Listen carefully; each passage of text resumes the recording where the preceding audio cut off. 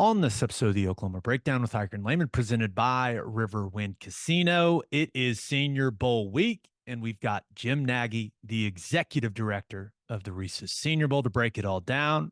And then we answer some of your questions in a Q&A session. Please download and subscribe to the podcast, rate it 5 stars, and write us a good review. Follow the show on Twitter, Instagram, Facebook, and YouTube. Just search Oklahoma Breakdown on any of those, and you'll find us. All right, our man Michael Hosty will kick this thing off. It's time for the Oklahoma Breakdown. It's a beautiful Sunday, January 28th, and you're listening to the Oklahoma Breakdown with Ikard and Lehman, presented by Riverwind Casino. Riverwind is Oklahoma City's premier casino experience, and there's so many reasons why Riverwind is consistently voted OKC's #1 casino, but it all starts with their amazing variety of gaming thrills and excitement.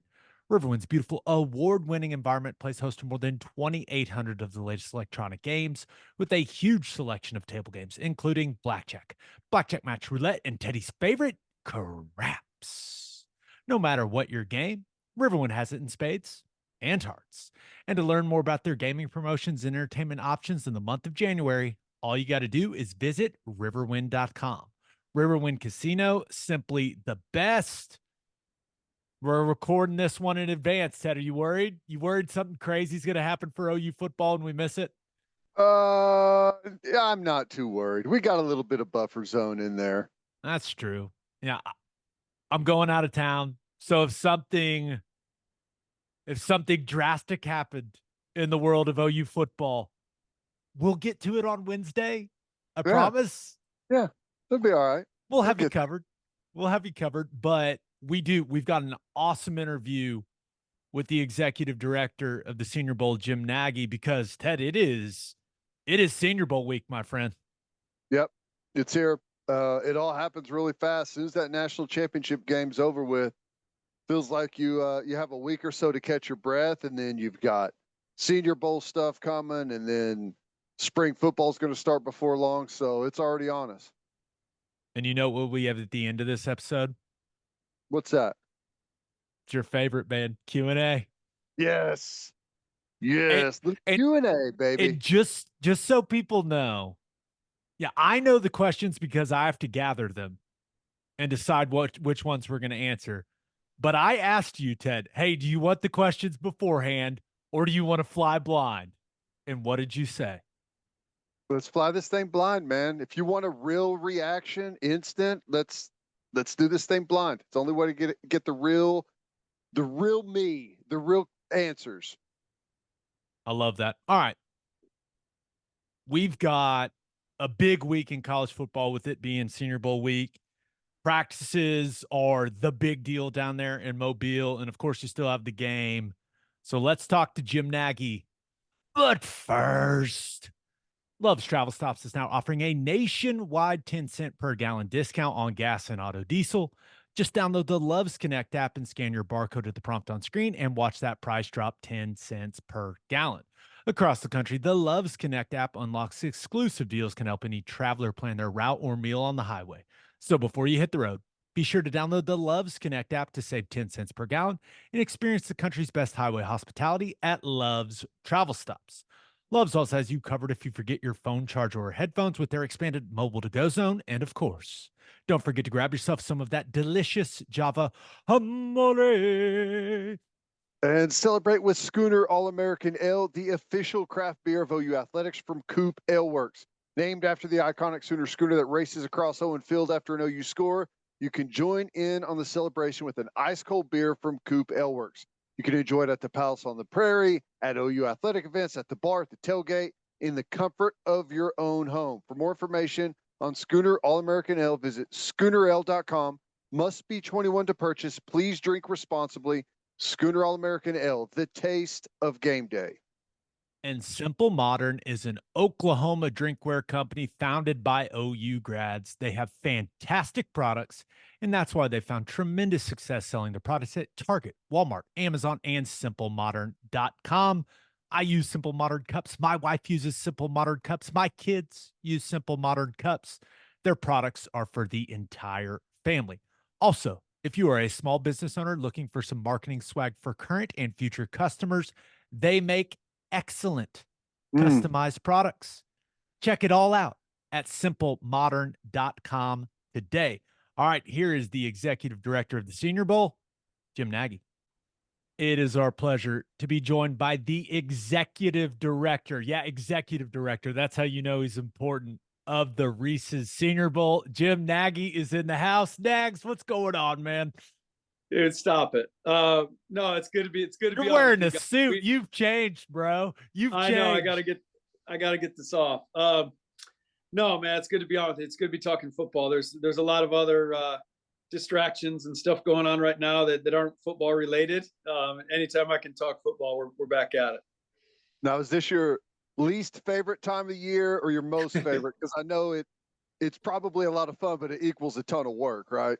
Yeah, and again, I'm so lucky, guys. I mean, I have to say it. Our staff is unbelievable. Going back to what time you guys played, I mean, we've got some support staff people. Dean Kleinschmidt, our trainer, is going on his 53rd Senior Bowl. So, like, we have some people that have been around this game for a long time that care a lot about it. So it makes my job easier, a lot easier. But yeah, I mean, I'll say this: like the week leading in isn't a lot of fun because it's just a lot of operational stuff and odds and ends and. The best time is first day of practice. Like when you get all the guys here, they're out there in their pads, they got all the different helmets on, and it's real football again. And you're seeing like some of these guys I haven't seen play live. Like a lot, our staff has. We've got scouts all over the country, but like some of these guys I'm seeing for the first time in person, man. So it's that's my favorite time. This part not so much. We're just trying to get them here first. So there was a big change this year for you and for your staff. Underclassmen are now eligible for the Senior Bowl. How much different did that make the evaluation process and how you guys handled the invitations for this year's game? Yeah, that thing got announced at the beginning of November, and I think people thought that we, would get caught with our pants down, if you will. But the nice thing was the league office gave us a heads up, like in August, that they were thinking about it, and so our scouts were out all fall looking at the juniors. They were on the board, like we were building the board with the junior class. So again, there's always some juniors that surprise you that you don't account for, guys that. Just kind of pop up on you. But for the most part, I think we did a good job scouting up those players. And in terms of putting the roster and the invite process together, yeah, it certainly changed. I mean, I'll have to go back after this season, and once we get through the game, and kind of self-scout us. And how did we do a good job? Did we, can we do it better? But you can't invite a full 120, 130 on your roster of seniors when there's good juniors out there. Let's face it. I mean, usually the guys that come out as juniors are our top 3 or 4 round players. We're talking about like fringe top 100 players. So, there was probably a couple spots that like we didn't get any junior wide receivers, which is like shocking to me. Like we had 4 or 5 spots reserved for those guys. We had 7 top 100 receivers last year in the game. Puka Nacua, Tank Dell, Rashee Rice, Jaden Reed, like all these guys that blew up this year in the NFL. I mean, we've done a really nice job. Our staff's done a great job scouting that position. And we couldn't get any of those juniors to buy into it. But we got like 6 safeties, and we've got a bunch of, we got some like first and second round offensive linemen. So, I think we're just going to have to go back next year and look at maybe I over allocated for juniors at certain spots, but it just made for a different process, I'd say more of a fluid process, right? Because once the juniors declare, and they either, say they're going to play the game or not going to play, well, then you circle back to the next group of seniors that you liked and you bring those guys. So it certainly changed the process. Well, it's interesting. And maybe this is more of a draft question than it is Senior Bowl, but like how much has the NIL situation impacted a lot of those juniors that maybe were on the fence or guys that just straight up would have declared previously, now that there's some money to be made and maybe feel like they can have a better year? How many guys are you seeing it a lot more that guys are sticking around to play an extra year? A lot. Like I can't even express to you how different this year was. I mean, I'll say this. So we've got our board set. We said that first wave of invites in November, we start getting all these acceptances back, and I hope I don't want to sound a certain way, but I got this feedback a lot from the agent community. Was like, Jim, when this senior didn't get your invite, Like that kind of told him like where he stood, and he probably should go back to school. So then you had guys like taking that money. The schools were offering the NIL money. The kid didn't think he had a Senior Bowl invite. And again, I'm not trying to make it sound like our game's the end all be all by any means. I'm not trying to sound like that. But guys were just like, you know what, I'm going to take $100,000 or $200,000 and go back and play another year of college. Now, I think where the players need help is really navigating the dollars and cents of it, because I was put in the position in the middle a few times this fall, which I've never been done, where like coaches would ask me to meet with their players about trying to keep them in school for another year. And for me, it's like, you guys know this, like, it doesn't make sense for every kid to go back and use that extra COVID year. Sometimes as evaluators, as a former scout, you would sit in draft rooms, and this isn't like a negative thing at all. Certain players have high ceilings and they're just scratching it, and they're raw, their best football is still ahead of them. And then there's other guys that are, they're kind of tapped out. They are what they are. That's not a bad thing. There's certain guys that, they project as backup level players in the NFL, and guys that can play for 10 years as, a good special teams player and a backup. But if he goes back for another year of college, he's not really helping his draft stock at all. Like, he was going to be a 4th rounder this year because of some sort of physical limitation, why the league feels like he has a ceiling. Or if he goes back next year, he'll be a 4th rounder. So the players need help. Like, if we're going to be in this whole extra COVID year, NIL money, draft thing, like, I saw a lot of players making some decisions that from a football perspective, and again, I don't care. The Senior Bowl, like, we got the players we wanted to get. So it's more about the depth of the draft for the teams and more about the player themselves. Some players weren't making great football decisions just because they could go back and make like $100,000. But if you go to the NFL as a 5th round draft pick and you make the roster with your signing bonus, you're making like $1.5 million.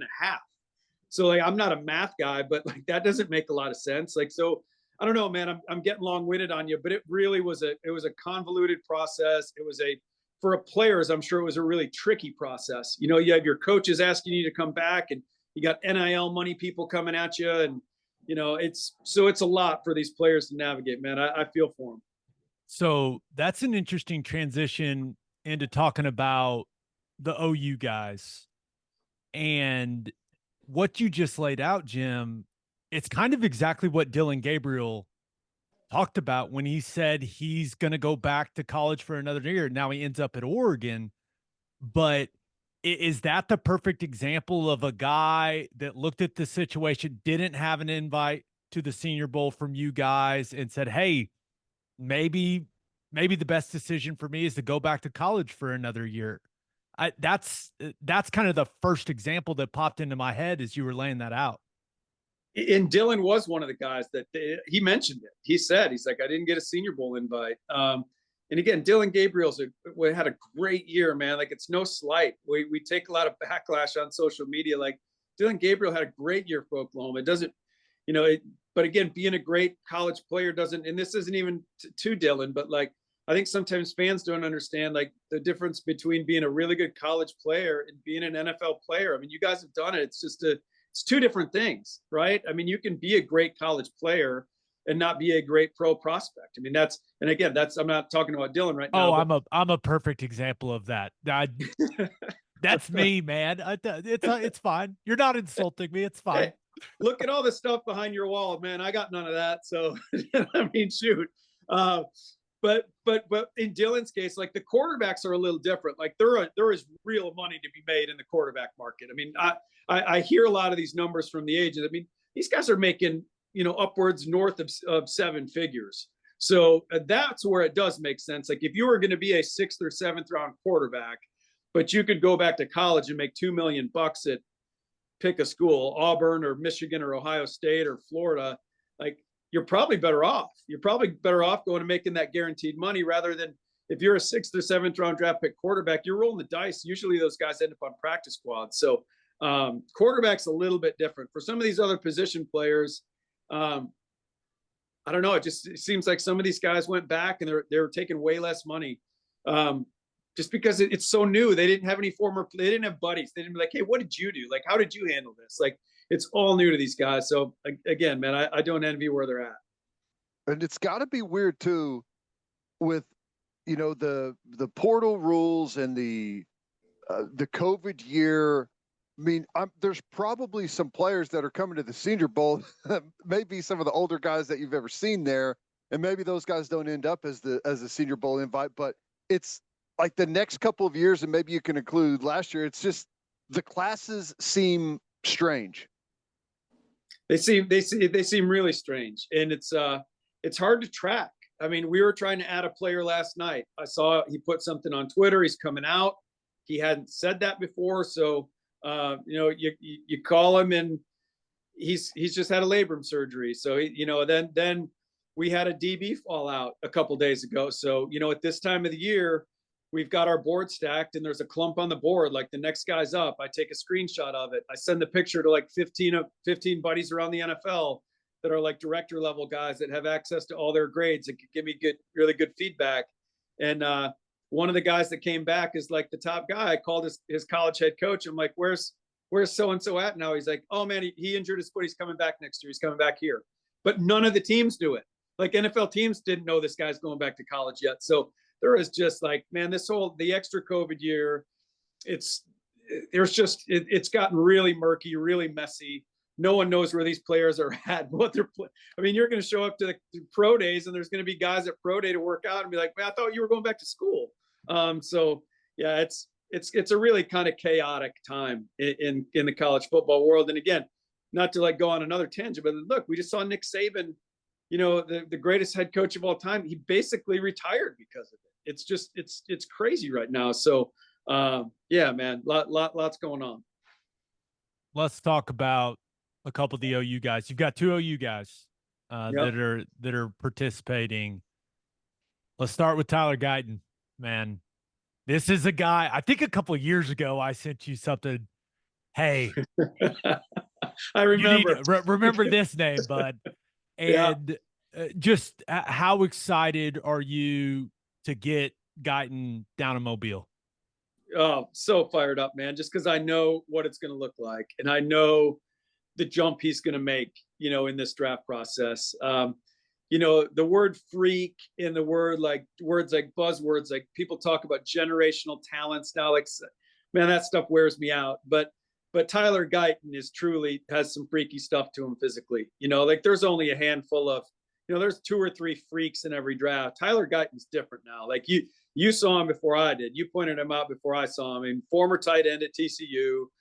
Sooners fans obviously know this guy, but like when you put on the tape, he floats out there. I mean, he absolutely floats. Like everyone's talking about Olu Fashanu from Penn State and Joe Alt from Notre Dame being the top 2 tackles in this year's draft, and not slighting either of those players at all because they're not playing the Senior Bowl. It has nothing to do with that. Those guys are great players. They're going to be good pros.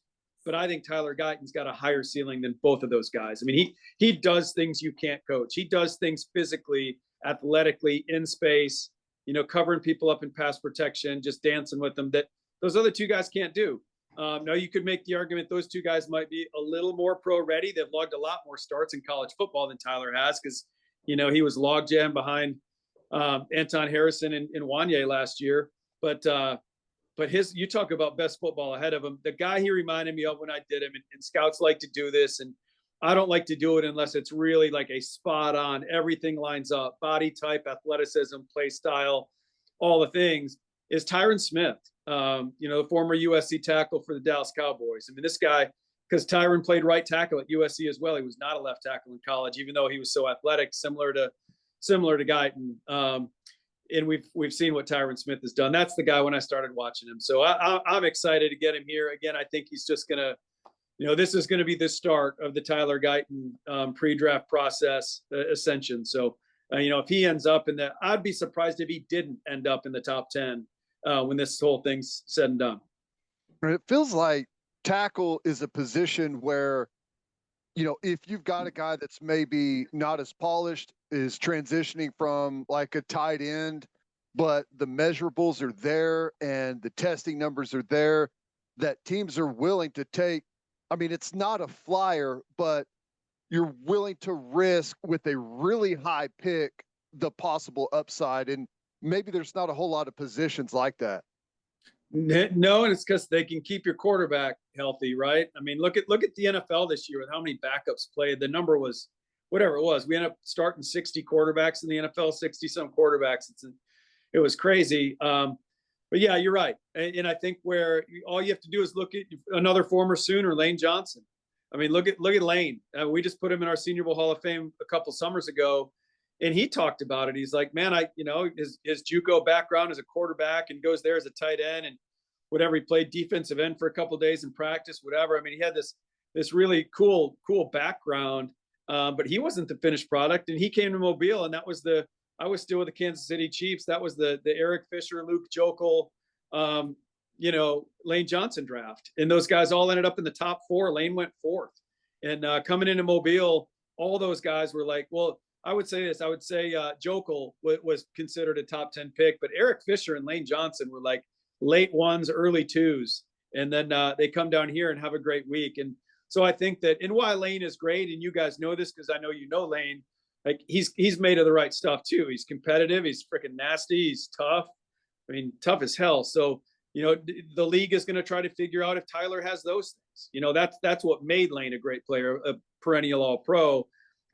Tyler's got the physical stuff. You can see that on the tape. What they're going to drill down on here in Mobile and the rest of the process is how he's wired. And if he's wired right, there's no reason the guy shouldn't be an All-Pro. I'm with you. And my conversations with Tyler over the last couple of years, I think he wants to be great. And like you mentioned, Nags, I think that's a big part of this whole thing. Now, the other Sooner you'll have down in Mobile is Andrew Raym. What did you think of Raym as you evaluated the tape? He is like your classic center. Like he's not. And I didn't go to OL Masterminds with Duke Manoweather over the summer, but our DFO did, and he met Andrew there and loved the guy. But he said he's like, Jim, no, he doesn't feel real big when you get up on him, So that's probably going to make him a center only at the next level. But when you talk about not having a ton of position versatility, they better be a starter. And I think Andrew Raym's going to be a starting center. I do. I think, you know better than I, way better than I do. But, you can play a long time in the NFL at that position if you have high-end makeup stuff, smarts, toughness, competitiveness, dependability, understanding the game, not just smarts like helping the quarterback out and setting protections and doing all that stuff, but like just knowing how to play, the spatial awareness, the timing. He's got all that stuff. And he was trained by, Bill Biedenbaugh's unbelievable. We've talked about it on the show before. What a great job Bill does. Did an unbelievable job with Walter Rouse this year. I don't know if you were going to ask me about Walter, but Bill did an awesome job. I'm going to ask you why you didn't invite him. You know that. But Bill did an awesome job with Walter Rouse, getting him from what he looked like on Stanford tape to what he looked like on Sooner tape this fall. So yeah, man, we're excited to get Andrew here. Those guys will be on the same squad. They'll be on the American squad with all the other SEC guys. It's basically the SEC versus the world this year on that American team versus the national. So it should be a lot of fun. What was the story with Rouse? How'd that whole situation unfold? Yeah, that's a great question. He was one of those guys that, we certainly liked enough to invite to the Senior Bowl. He deserves to be here. Again, I'll say this, I can't speak to games before the Senior Bowl. I was in the league at that point, but I can just speak to the last 5 years. This is the best offensive line crew we're going to have. And we had 5 first rounders my first year here. So that's saying a lot. This is a really deep group. It was the hardest cut we've ever had to make. And we have an arrangement, the league office makes us do like a gentleman's agreement with another one of the All-Star games that we won't take any of their players after a certain date. And, when we had a couple low line spots open up because we got like 3 really good juniors on the offensive line. There was a couple more we held spots for that we were hoping to get that we didn't get. So then we wanted to circle back to some of the seniors. And at that point, Walter Rouse was committed to playing another game. And we would have loved to have him, but it is what it is. That's kind of the structure that we're put into. As the guy that played in the Shrine Game and the Senior Bowl, that's going to make Walter really sad when he hears that. But it is what it is, man. It is what it is. It's fine. I think he knows, Gabe, because his agent was furious about it when I told him that we couldn't. When I told him we wanted him, but we couldn't go get him, the agent was not happy. I can only imagine. Now, one more OU guy I want to ask you about, and I understand the NFL, it's a traits league, right? It is a, height, length, speed, like all that stuff. But we love Drake Stoops. We love Drake Stoops. I know he was a guy that you guys had your eye on. How close was he to getting an invite? You mentioned you had held a lot of spots at the wide receiver position. He just had such a great year. I was hoping that he would somehow be able to make it in, but it just didn't happen that way. No, it didn't. That's another. I mean, you asked about. I mean, Walter Rouse and Drake. Those two are probably the two deepest positions in the draft, the overall draft class, and our game as well. It's just wide receivers a really tough nut to crack. When you're only bringing, 14, 15, I think we might be at 16 now, but somewhere in that, that 15-ish wide receivers in the entire country. I mean, think about how schools are throwing the ball around right now. And every school's got, two kids that catch at least 60 balls now on every offense. So that's really a hard position. And Drake did have a great year. I talked to some guys that scout the Southwest. I hit them up about, just the player and the person, really more so the person, because we don't have the budget to be in schools every day. Like we're at games every Saturday, but we're not in the building every day like the teams are. And it sounds like he's unbelievable. I saw the one interview. I want to say he was being asked about whether he was going to play in the bowl game or not. And it was one of the coolest answers I've heard a player give, and just his love for that team. And I mean, I want to invite him just based off that interview, because obviously he's the kind of dude that you want to build a team with. So he'll get his chance with an NFL team. We would have loved to have him here, but he just kind of fell below the line. Yeah. What's your favorite thing to watch whenever you're there throughout the week of practice and gearing up for the game? And I always think about the O-line, D-line one-on-ones and the receiver one-on-ones. It's like there's a massive amount of money changing hands, and I don't even think that they recognize it at the time. So it's always cool to see those battles. Is that kind of what gets everyone going down there? Yeah, I think they're the most popular. And again, you don't have to, and this is no knock on the average fan. I mean, I love that people love football, right? And I love that people love watching the Senior Bowl. But not a lot of people can watch 11 on 11 and know exactly what's going on with coverages and protections and things of that nature. But everybody can watch two guys go one-on-one and know who the winner and loser is, right? Like it's pretty defined. We know there's not many stalemates in the one-on-ones. We know who won and who lost. And I think that's what fans love. I actually, when I was doing some stuff at ESPN for a few years, I pitched them on that. I'm like, why don't you do a Senior Bowl one-on-one special, like an hour-long special at the end of the week, and just put together, because fans love that. They know who won. They know who won those battles. So those are a lot of fun. And then I'd say behind the scenes, I love seeing just the interaction with the players from the different schools. I mean, just the bonds that are formed throughout the week. And by the time these guys leave Mobile, and that's just a lot of fun. You get guys that are part of certain rivalries that have played against each other. And I'll share this story real quickly. A few years ago, we had two guys in the game, a Michigan guy, Ben Bredesen, who went in the fourth round to the Ravens, and then Jonah Jackson, who went in the third round to the Lions from Ohio State. And after the game that night, we were all up eating dinner, grabbing some food at the hotel, and I saw this Michigan T-shirt on. It said Bredesen on the back, and I went up and grabbed him by the shoulders. I'm like, great game, Ben. And he turns around, it was Jonah Jackson. So you got this Ohio State guy wearing this Michigan guy's T-shirt. Like no one would ever think that would happen. But and those two got tight over the course of the week. They were like inseparable. So that's just kind of some of the behind the scenes stuff I love. That's awesome. Now, you were a scout for a really long time, and I know that you still love grinding the tape, and I know you've got a lot of guys coming to Mobile, but what is a guy or two where you turned on the tape and after a couple plays, you just turned to your staff and you went, yep, invite that guy? Like it was just an absolute no-brainer right away. Oh, I mean, Guyton's definitely one of them. That's the thing with this job, man. Like you don't have to sit there and wear out the tape on guys like Aiden Hutchinson a couple years ago. Like we watched Aiden Hutchinson in the summer, and I don't even know if I watched any Aiden Hutchinson senior tape. Like he was good. Like, you know what I'm saying? Like we're not looking to draft players. They just need to be good enough to come to the Senior Bowl. So that was an easy one. Tyler Guyton's an easy one. I would say I'm trying to think of guys that like I'm looking forward to seeing that were McKinley Jackson. I'm trying to think of like some obscure names that people might. McKinley Jackson's a D tackle from Texas A&M. He's from up the road in Lucedale, Mississippi. It's only about 40 minutes from here.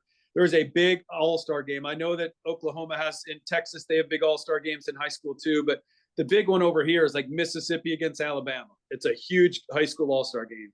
And the guys in the media down here that go to that game every year, McKinley Jackson won the MVP of the game from his nose tackle spot. Like, this guy is so explosive. When we put on the junior tape over the summer, he had missed like 5 games last year as a junior, and I put on the Alabama game. Alabama couldn't block this dude. Could not block him. Super explosive, disruptive, just creating havoc. So like in the summertime, I'm thinking we might not be able to get this guy. Like he might be one of those guys that's a slam dunk, top 10, top 15 pick, and he doesn't think he needs the Senior Bowl. So I was like worried it was going to be that. But they just played him a little differently there than we'll probably, he's more of a shade, in my opinion. Like he was playing a zero tech at Texas A&M for the most part. So we're going to get him on, shaded on the center at a 3 and a 1 at the 1 and a 3, and let him just rip up field and be explosive. So he's a guy I'm really excited to see. But like tools wise, he jumped off the tape to me. He was an easy one. You have any favorite kind of success stories? Maybe a guy that was down the list a little bit, and maybe a couple guys backed out, a late ad. Maybe you guys had a discussion whether or not he should be there or not. Shows up, balls, gets drafted, goes on to have great success. Yeah, I'll give you a couple quickly. One was Christian Watson, the receiver from the Green Bay Packers. Had a monster rookie year last year. This year went through some injury stuff, but part of our process, you and I, we've all talked about it. Like our scouts, go out and scout. We put our board together. Once we feel good about it around Halloween time, that's when we hop on calls with teams, and they last like 3 hours. And we're on these calls. We're going position by position, just sharing grades and sharing notes. And this game is for the teams, not for us. So I want to bring the players the NFL wants to see, but I also want to have us do our own work, so we're not just like fishing grades from teams. But anyway, Christian Watson was like a 4th or 5th round pick for everybody, and he had hands issues at North Dakota State. Like, you knew he was fast and fluid and long and big. But he struggled catching it. And so that's a big deal at receiver, right? Guys that struggle catching the ball. And we brought him down here to Mobile. He's one of the last, I think he might've been the last receiver we took 2 years ago, and ended up being the 34th pick in the draft. I mean, the speed showed up at the FCS level. I remember going up to Northern Iowa and talking to their head coach. They had been there a long, long time, back to when Randy Moss was at Marshall, and Marshall was an FCS school. He's like, Jim, did you invite the North Dakota State receiver? Yeah, I said, no, we haven't yet. He goes, he's the fastest FCS kid I've seen since Randy Moss. And then we got Christian down here, and that showed up. I mean, he looked different. And then just talking about an offensive lineman, the COVID year was a crazy year. We had our game. We're kind of the only thing in the draft process that year. They didn't have the combine. There's a kid at Wisconsin Whitewater, Quinn Miners, who was training with Duke Manyweather in Dallas. They canceled the Division III season. This kid's from Wisconsin Whitewater. They canceled the season at that level for all schools. He goes down to Duke, and he's training with, I'm blanking on his name, 1st round pick, San Diego Chargers, went to Northwestern. Slater. Yeah, so he and Slater are training at Duke's together. And to his credit, his agent was sending me pictures of those 2 guys training at Duke side by side. Like, what one would get out on a pole, the next guy'd get on a pole. And I loved Rashawn Slater. I loved Rashawn Slater. He was our top rated offensive lineman in that draft. It was like him and Penei Sewell. And the more he sent me these videos, I'm like, man, like, this looks pretty close. Like, these 2 guys aren't that different. And again, when we got on the calls with the teams that year, everyone was like, some 7th round, but mostly everyone had free agent grades on them. I mean, if you're an NFL scout and you put a draftable grade on a D3 player, you are putting your what's on the table for that guy. I mean, that is a hefty grade for Division III football to say he's going to be in the NFL. But that was the one time we kind of went against where the league had a guy graded. I've been watching these little highlight videos of practices, of workout sessions. So we brought him, and the rest was history. He was the kind of the talk of the Senior Bowl. His belly was hanging out all week, and he but he dominated, and Quinn went in the third round of the Denver Broncos, and now he's one of the best guards in football. So those are a couple, man. Sorry, I probably got really long-winded on you. Those are good. Last one, and we'll let you get out of here, Jim. The alma mater won it all. How you feeling? It had to be a good feeling. Your Wolverines got it done. Well, I'll say a couple things. 26 years is a long time. I graduated in 96. They won it the next year. Living here in Alabama for as long as I've been and watching all these Tide national championships, it made it probably a little bit sweeter. I was just fearful. If Michigan lost to Alabama, I would have never heard the end of it from my bosses, the people I work with. So I was glad we got that one out of the way. But I was just happy for those players. I mean, I always go back to the players, and that was a rough year, man. I mean, your coach isn't on the sidelines. You got fans and media speculating on whether your wins are legit and if you're stealing signs, and they're trying to downplay like the team you are. And to see that group like come together, like those players didn't even want us to announce their Senior Bowl invites till after they were done playing this year. So we announced them as a group, like all 8 of them. They got the most guys in the game, and so it was cool for those players, man. I mean, to play up until the sign stealing thing, then they had to play Penn State, Ohio State, Iowa in the Big Ten championship, and then the 2 CFP games. So I'm just that was cool. Happy for those guys. Jim, we always appreciate the time, man. I love that this has become an annual visit. I know you're a very busy man, but I appreciate you, brother. Thank you. Yeah, thanks, guys, for having me on. Love hopping on, and appreciate you guys promoting the game, supporting the game. Nagy's got a lot on his plate, man. There's so many moving parts with that game now. It's crazy. Yeah, you think that the roster it's all nice and clean. Everyone gets invited at the same time. Everyone shows up. No big deal, but it's a shuffling all the way up to the last moment. That's pretty interesting. I would like to point something out. Tyler Guyton, invite. Andrew Raym, invite. And you heard him, and Walter Rouse is going to be upset, but he was going to get invited. There's been some chatter about Bill Bedenbaugh the last couple months. I'm here to tell you, people, having 3 of your guys invited to the Senior Bowl ain't too shabby, okay? Yep. Just saying. Sure. There's a premium on Bill Bedenbaugh, coached offensive lineman in the NFL. There's no doubt about it. Just saying. Off my guy's back. Let's get to the Q&A, man. I'm fired up for this one. We got a lot of great questions. But first, all you grill masters, listen up. Didier Ranch delivers premium quality beef that is 100% raised in Oklahoma right to your front door. Go to DidierRanch.com, DIDIER ranch.com to order one of their premium quality beef boxes and use promo code Oklahoma15 for 15% off your order. Filet, ribeye, New York strip, sirloin, steak burgers. They got it all, and they ship anywhere in the continental U.S., and Oklahomans get it delivered in just 1 to 2 days. The only thing better than having a lot of premium beef on the O-line and D-line is having premium beef delivered right to your front door. Didier Ranch, tradition tastes better. And head to the garage for hand-smashed patties, butter, toasted buns, and ice-cold beer. It's the perfect spot to watch any big game, and with all garage locations being open to 10 p.m. or later every night, it's the go-to late-night spot. Visit eatatthegarage.com to find a location near you and order online from the garage in your neighborhood. Q&A. Question 1 comes from Cooper Simon. Thanks for the question, Cooper. This is a good one. Who is your favorite OU player before your time, favorite OU player after your time, and most underrated OU player during your time?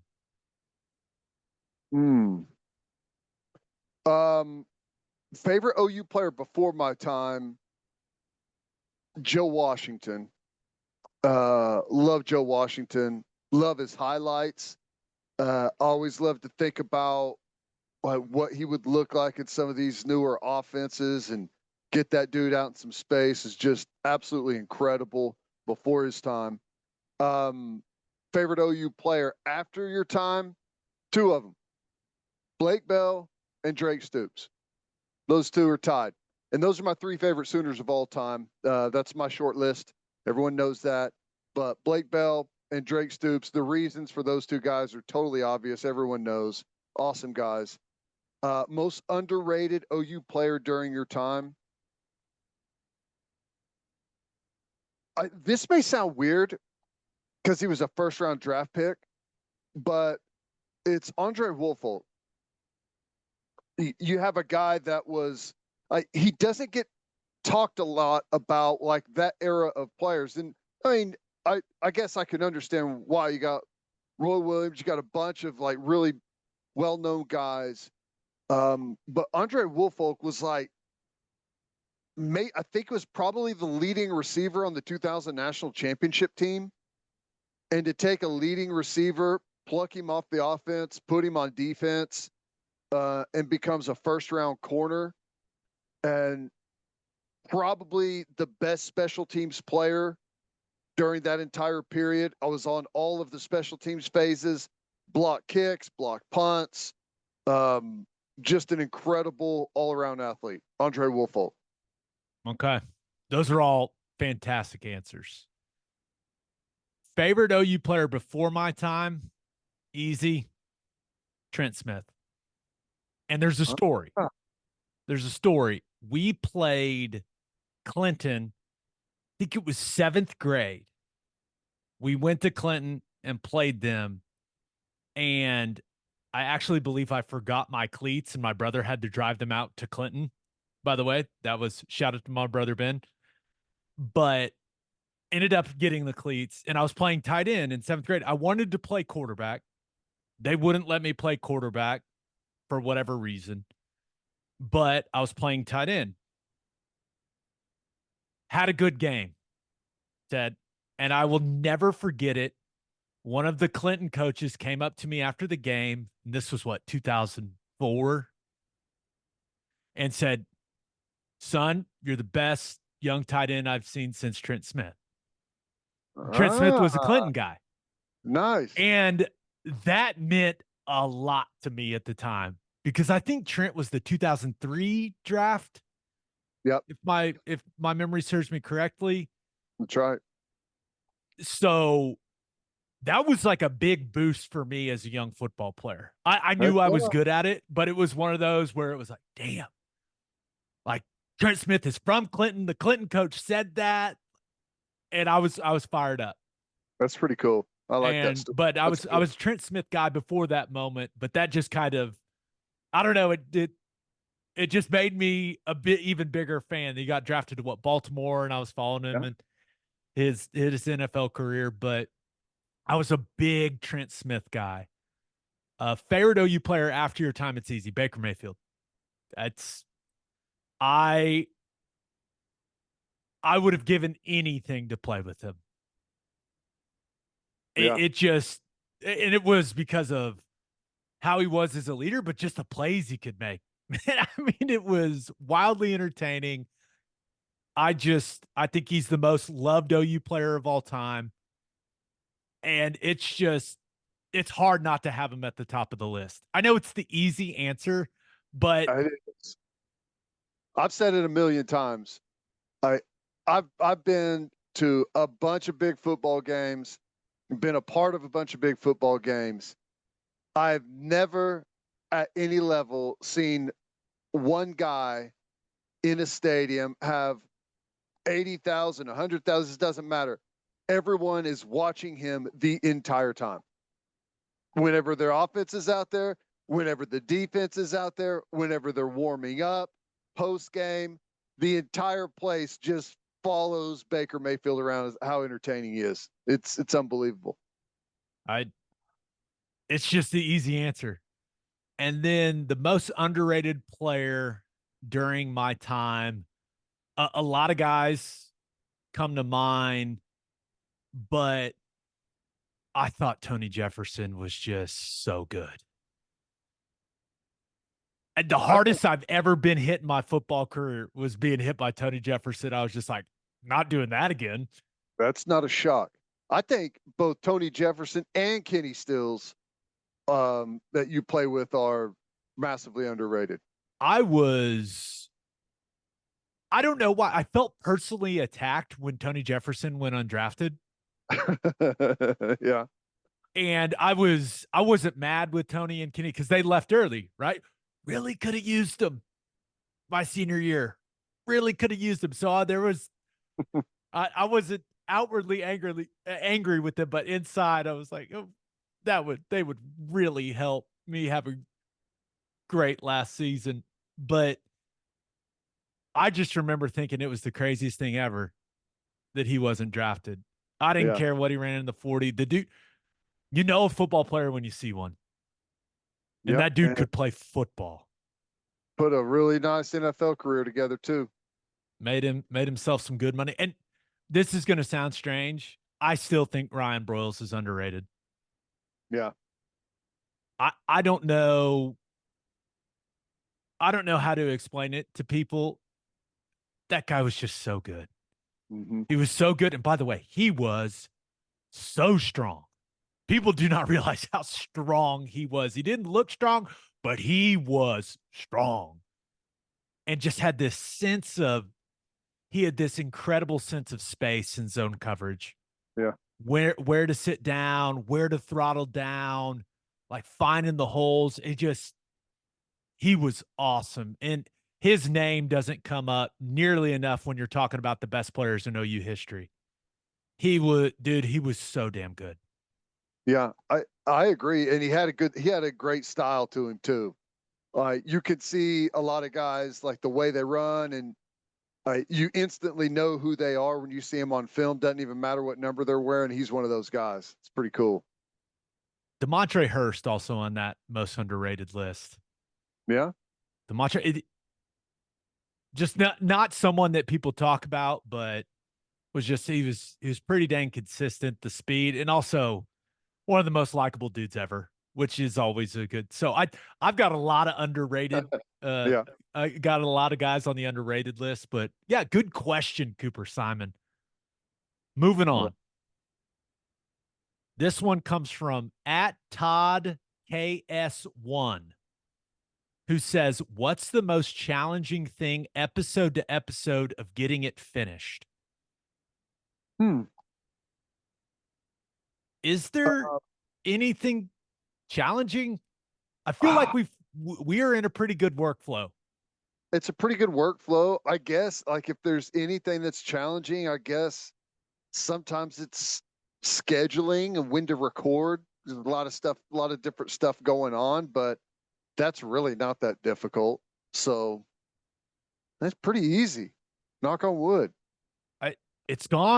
It helps that it's simply a two-man operation. So for anyone that doesn't know, a little look behind the curtain. No one else helps us with this. You're looking at people. I say, "Hey, can I talk to your producer?" Yeah, talk to me and Ted.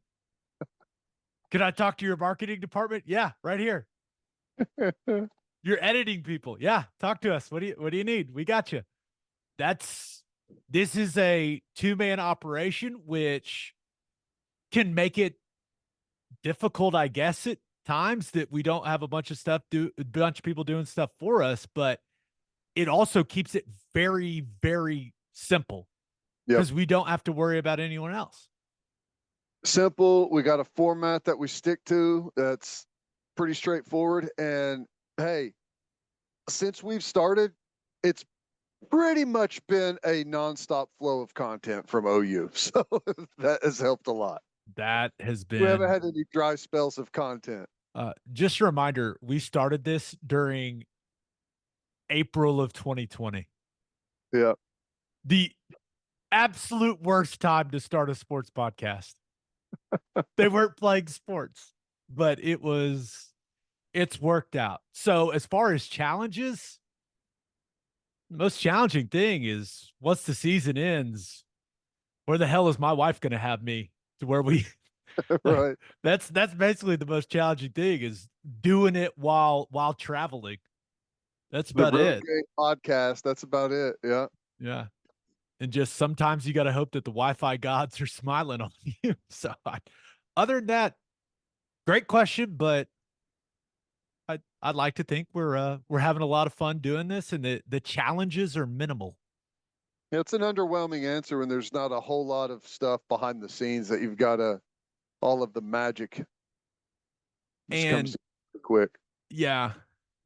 And it's not, let's just be real. We're not winning any awards for production value on here. No one's listening for production value. Wrong podcast. Yeah. Well, we try to make the content good. That's what we try. That's what we're banking on. Okay. Next question. This comes from @OU DNA Guy. What cut of steak are we ordering, and how done are we getting it? Easiest answer ever. Porterhouse, medium. Now, a lot of places don't have that. If they don't have that, filet, medium rare. Are you going to tell the Porterhouse story from the bowl game? Oh, down in where was that? Orlando? Yeah. I think you should tell that story. What's the steakhouse we went to? I don't know. It was just, I think we just found it on. It was really nice. Yeah, we found it on Yelp. Yeah, I had an argument with the waiter about the steak. I ordered a porterhouse. He brought it out. I said, "That's not a porterhouse. That's a T-bone." Oh yeah, it is. No, it's not. That's not. Which, I'm not wrong, right? Like you were not wrong. The guy did not realize who he was entering the discussion with. It wasn't an argument. You were very calm. You were not hostile in any way. You basically were just teaching him. Like, no, let me tell you about that. Let me tell you what a porterhouse is. I think you even pulled out pictures on your phone and said, "No, this is what a porterhouse looks like." Yeah. Yeah, and hey, you know what? It's not his fault. He just brought out what they cooked him in the back, but that's the best. That's what I go with. If they don't have that, filet, medium rare. Nothing special. Maybe Pittsburgh style every now and then with a little extra sear, but pretty straightforward. I'm with you. This is not an exciting answer. I'm sorry, OU DNA Guy. I am the biggest filet they've got on the menu. And depending on the day and depending on the steakhouse, like if you're somewhere really, really nice in the state of Oklahoma, if you order medium, you're probably getting something closer to medium rare. Correct. So if I'm in Oklahoma, I'm going biggest filet they have on the menu, medium. Yeah. Now, I don't if mind I'm out of the steak state, if I'm out of state, I like the warm pink center. I'm not looking for a ton of red, if that makes sense. I feel like there's like this built up pressure to order your steak. Like, who's the guy that's going to order it the rarest at the table? Yeah, why is that a thing? I don't know. But if it's a good cut of steak, to me, if it's cooked medium, perfect. No problem. And like if you're getting like a T-bone or a porterhouse or something like that, take it the stage up from where you typically order it because of the bone. So pretty easy guidelines for me. It's always worked. I like it. All right, we got a couple more questions we got to get to. But first, elevate your tailgate with Chapel Supply and Equipment, Oklahoma City. Chapel Supply and Equipment has generators and inverters on hand that'll give you all the power you need so you can take your tailgate to the next level. They've also got top-of-the-line heaters to keep you warm during those cold tailgates later in the season. Oklahoma owned and operated. Elevate your tailgate by calling 405-495-1722 or visit chapelsupply.com. That's CHAPPELL supply.com. And attention business owners, you need Insurica in your life. Insurica is one of the country's largest insurance brokers with 30 offices throughout Oklahoma, Texas, and the Southwest. Insurica is able to customize programs by accessing the latest information from many insurance carriers. They compare and contrast coverage offerings and pricing in order to design a cost-effective, comprehensive program to meet your business's specific needs. If your business partners with Insurica, you'll save huge amounts of money and take back control of your total cost of risk. If your business wants to be best in class, connect with Insurica at Insurica.com. That's INSURICA.com. And head to opolisclothing.com for our podcast merchandise and the best OU gear out there. That's opolisclothing.com, OPOLIS clothing.com. Use promo code TED, TED, for 10% off. That's opolisclothing.com. Use promo code TED for 10% off. Buttery soft and 10% off. This question comes from at Jaeger11 Robert. My guess is that human's name is Robert Yeager. Maybe not. I like this one. He says, who, what, and why? Who was your biggest supporter growing up? What is your definition of success? Why the game of football? There's a lot to unpack there, man. Who was your biggest supporter growing up?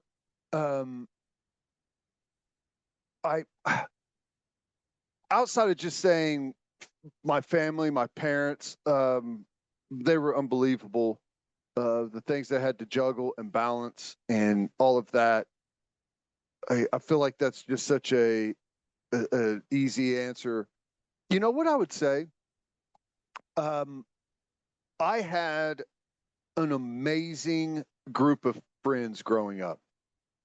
You know, Fort Gibson was not very good at sports, really not good at football, bad, historically horrible at football. And we had a group of friends that, I mean, there was 8 of us or so. We basically started like one of our friends' dad basically started putting us through a legit strength and conditioning program, like in the 6th or 7th grade. And it continued like all the way through. And that core group of guys stayed together, played together. I mean, lived together basically. To me, that really made me more competitive, made me kind of fall in love with the off season of football, like the strength and conditioning part of football, which ended up being, you know, a huge factor. So I think I would say that group of friends. Definition of success. Is this athletically? Is this life? I don't know. I think that a definition of success is, it's simple. It's happiness. And that comes to people in a bunch of different ways. Maybe that's financial freedom. Maybe that's where you are with your family. Maybe it's you've been able to get your dream home, whatever that is. But to me, it's happiness. If you can do what you want and at the end of the day feel fulfilled, like, to me, that's everything. And it doesn't matter if it's sports, if it's like whatever occupation that may be. If you can wake up every day and do what you want, like, to me, that's success.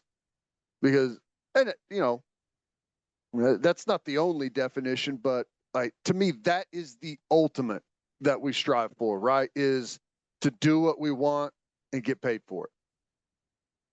I think that's a great way of framing it.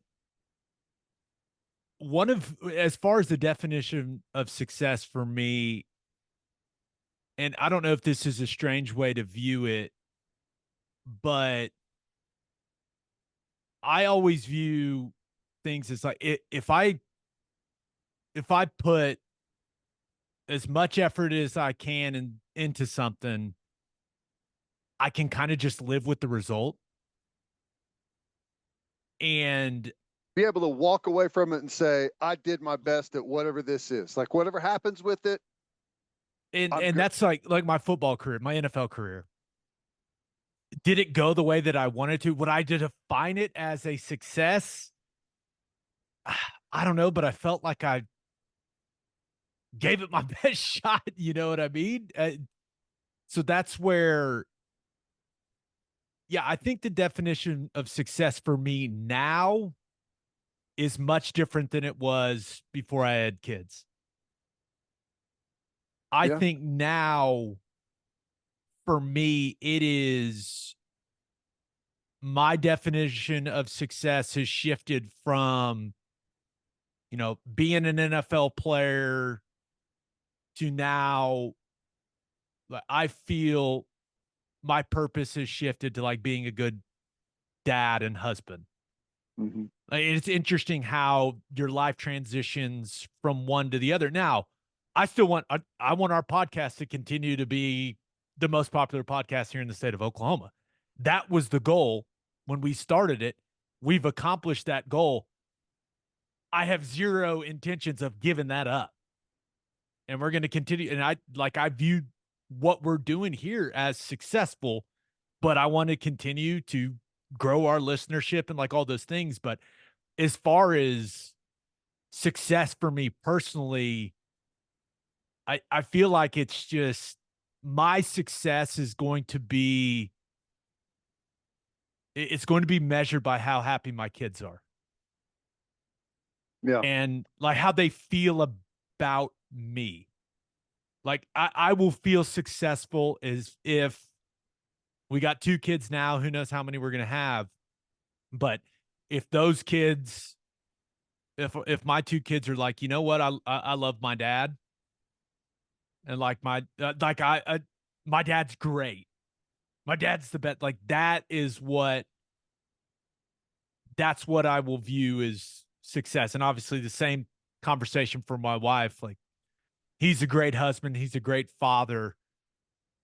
There's been this shift in my life since we've had children where, yeah, I want to be successful in radio and podcasting, that stuff. But I don't know, just when kids come into play, just your Perspective. your whole view on life just kind of shifts. Yeah. Or at least it has for me. No, I totally agree. Yeah. What? Okay. So why the game of football? That's interesting. I guess like, I know mine. I was just good at it at a young age. And I was huge. Like I was a huge kid. And I loved basketball. I thought I was going to be a basketball player. Loved it. Was very good at it at a young age. And then you kind of have this moment of realization. Start watching the NBA. You're looking around going, I'm probably not going to be 6'10". Looking at my parents. Maybe football is where I will experience the most success. And I think at a young age, being good at something, you build confidence and it like builds your self-esteem. mm-hmm. And I don't know, just naturally happen. And I think being in the state of Oklahoma with OU football is just such a big deal. I don't know, it just kind of happens. Yeah. My parents certainly weren't going, hey, go play football. You need to go to college for free like that. I didn't have that type of pressure. It's just one of these things like, you want to do it? Okay, go do it. Oh, you're pretty good at it. Oh, I'm pretty good at it. And just kind of went from there. Yeah. For me, I don't know. I played everything. Yeah, I so did I. played soccer, played baseball, played basketball, ran track, was on the swim team, did absolutely everything. But it was all just killing time until I got to play football. I was maybe the best at baseball. But there was something about the sport that I remember watching TV and seeing guys on TV and just they looked badass. Just I don't know. I was just immediately drawn to the sport. And when all my friends started playing and my dad wouldn't let me play, I cried and wailed like a little bitch for a long time. I was not, it was like I wasn't going to get over it forever. But I finally got over it. And the next year when my dad let me play, I was just, from that point on, every other sport, the first time I played tackle football, every other sport just went like down to nothing. Like, this is what I want to do.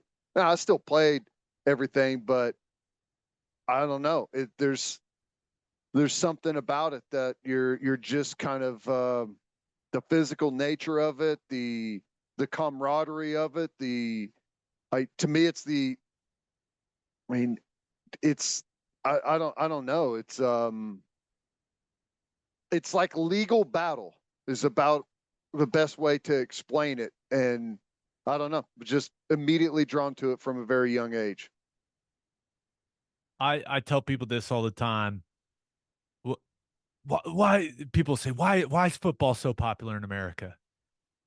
And one of the things is my oldest son, when he was 1, go act like you got hurt in front of a little kid and see how they respond. They love it.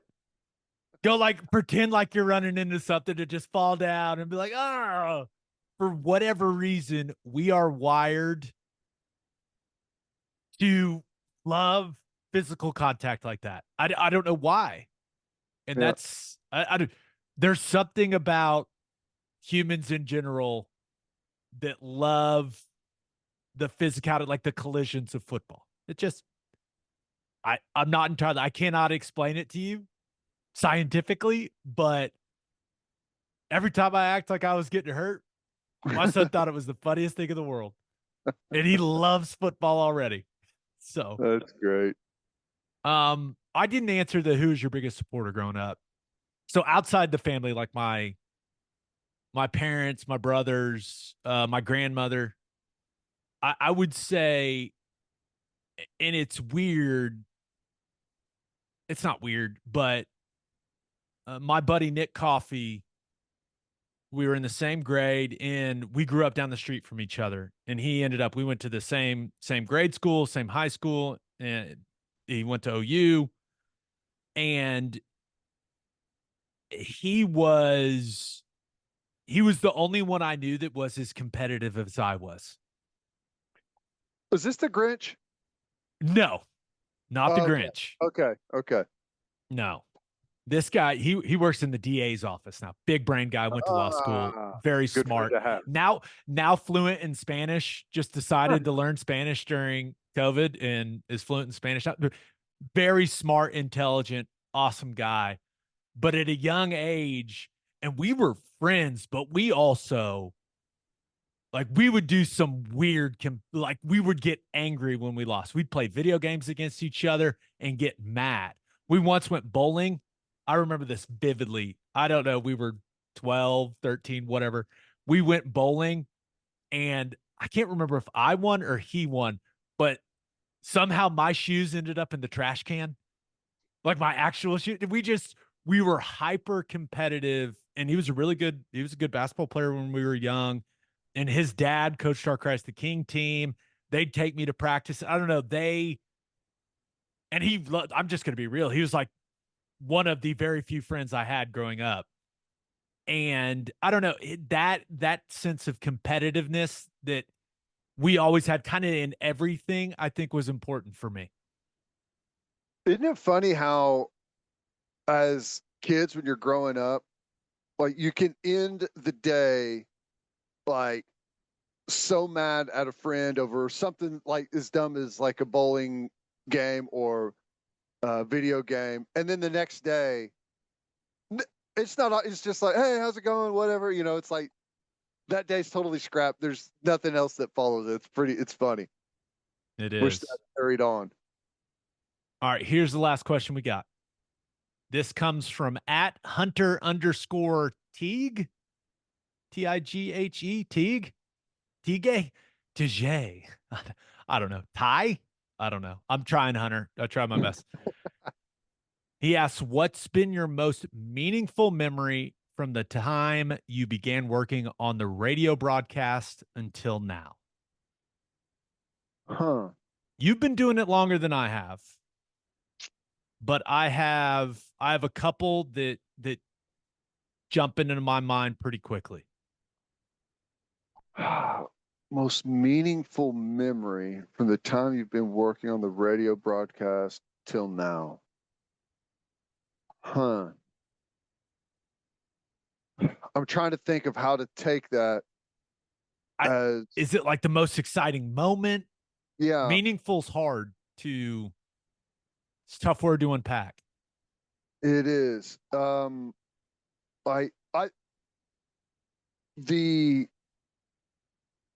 The run of OU Texas games that we've had has been incredible. And I still think like the best football game I've ever seen was the 21 OU Texas game, the comeback and all the crazy things that happened in that game.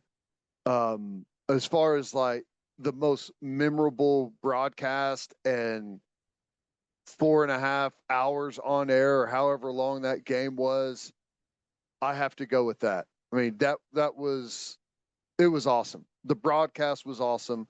The crowd was awesome. Storming the field, just everything that happened was an incredible experience. For radio, that's as good as you can get. That's all you could ever ask for in a broadcast. I think mine's the same. I thought about the 2019 Baylor game in Waco, that comeback. That was awesome. But that OU Texas game, 2021. And one of the reasons it's so meaningful is because of something that happened going into the locker room and then something that happened after the game. The first half did not go well. Well documented, did not go well. But Kennedy Brooks was walking by me. I was walking to the ramp to just go to the bathroom. And Kennedy Brooks was walking by me, and I turned to him and I said, "Hey, you guys can still win this game." And we started talking. It's like, "Hey, that you're not going to play that bad. That type of stuff isn't going to happen in the second half. Like you guys can win this game. You got to go in there and make those guys believe." And we were just chatting about it. And then the second half unfolds the way that it does. And after the game, he comes up to me. He's like, you told me, dog. You told me. I was like, yep. And it was just, awesome. It was a cool moment, you know? But that one's hard to beat, man. Yeah, that's incredible. Incredible. I had everything you could ever imagine in a football game. We went through it post game. I can't even remember all the stuff. It was crazy. That was awesome. Another fun Q&A session. Love them. And we've got so many good questions to get through. We'll mix these in the off season because we just have a lot of fun doing them, and it's just a nice little change up for the podcast. On that note, episode 391, 400 rapidly approaches. We'll have a new podcast that'll drop Monday morning. Is that right? No. This is Sunday. It'll be Wednesday. Yes. I lied. It'll be on Wednesday. Just a reminder, you can hear Teddy from 3 to 6 on the Ref. You can hear me on Sirius XM Big 12 Radio, channel 375. Hope you all have a great start to your week. And until next time, I appreciate y'all for listening. Do what you always do, Oklahoma. Take care of each other.